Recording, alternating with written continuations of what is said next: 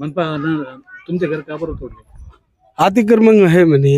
आमच्या तर रजिस्टरी आहे, सगळं काही आहे, टॅक्स भरतो आम्ही, आमचे लाईट बिल आहे, सगळं काही आहे. कधीपासून राहता तुम्ही इथं? आम्हाला आता 25 वर्ष होतात.